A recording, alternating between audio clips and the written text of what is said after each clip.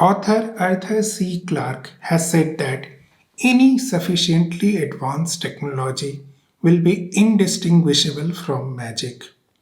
And most people might have the perception that machine learning falls in this particular criteria of being a magic. That's why in this particular video, I'm gonna decode machine learning for you. And I will also tell you that as far as my perception and opinion goes, it's still not the magic. It's still simple, but lots of things are happening behind the scene, and we are gonna look into all those things. But before we go ahead and understand how machine learning works, let's talk about a very simple example. Let's assume that you have created an e-commerce startup which is supposed to, deliver electronic consumer goods to the end customers. So in the beginning of your startup, you came up with some criteria that, okay, people who are less than 25 years of age, they prefer mobiles, and people who are more than 25 years of age, they prefer laptops. Okay, so you have created your program or algorithm in such a way where people who are visiting your e-commerce website, if they are less than 25, they will be recommended mobile phones more, and people who are more than 45, they will be recommended laptops more.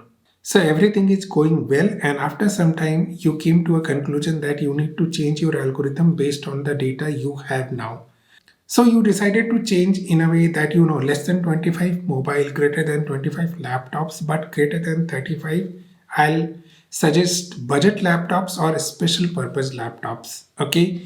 Now, disclaimer, serious disclaimer, guys. These data which I am trying to tell you are made up data. It has no relation with any survey, any reality. I have just come up with this data so that I can explain you the concepts of machine learning and help you decode it. It has no relation with anything that is happening in reality, and if it happens today or in future, it will be purely accidental.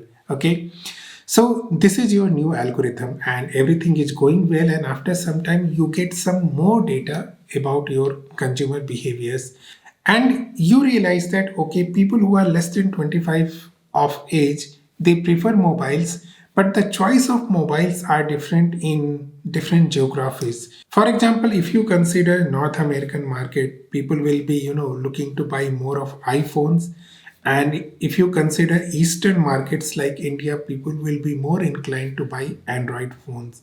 So that's how you updated your algorithm, and everything is going fine. After some time, you get some more data and you came to a new conclusion that, oh yes, people in India, they prefer Android phones, but it's not the case that they are not buying iPhones. Huge population, and they are also buying iPhones in huge quantity. So based on this, you came up with new algorithm. You said that, if my website is visited from India 7 out of 10 times, I'll recommend Android phones, and 3 out of 10 times I'll recommend iPhones. So I will stop here. I will not go further because it is going to be very complicated, and you know that no e-commerce website you are using today is having just this simple algorithm or some random algorithm. At the end of the day, it comes down to individual consumer choices also. You need to take care of that. But for the problem I talked about, it is possible to write code. It is possible to write if condition till the end consumer level, saying that for this particular consumer, you suggest this particular item. You can write code for this, but the code will be huge, so huge that it will be very, very difficult to maintain it.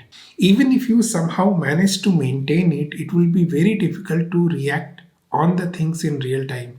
For example, some things happen, some news happens on a particular day because of which, some people are more interested in buying or looking after some new product.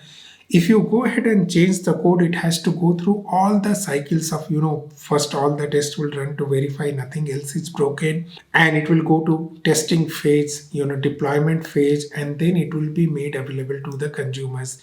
By the time maybe the moment has passed. And that is the precise reason we need machine learning. Because machine learning can generate these rules in near real time. It can learn from the preferences of a consumer from a particular geography, particular location, particular pin code, even particular society. So if you see in a nutshell, machine learning is a rule based engine.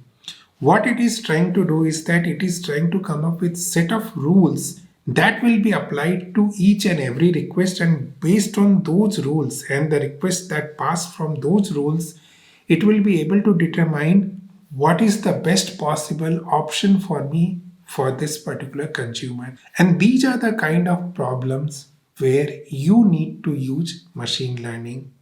And why I don't say it as a magic yet, because the concept of neural network and everything related to machine learning is not new. The concept of learning by machine is not new.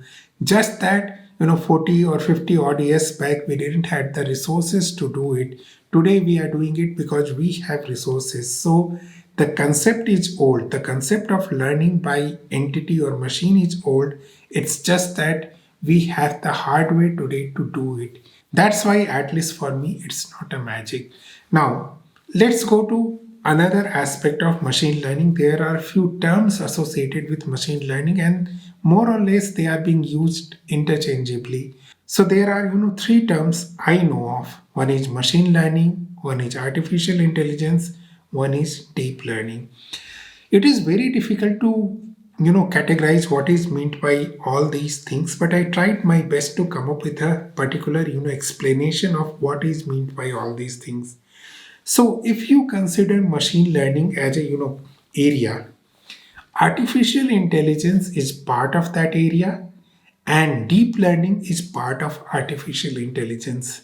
So, to the best possible knowledge I have on these topics, I believe that this is the best representation of relation between AI, deep learning, and machine learning. Deep learning is a small part. AI includes deep learning, but some other things also. Machine learning includes AI and many other things also.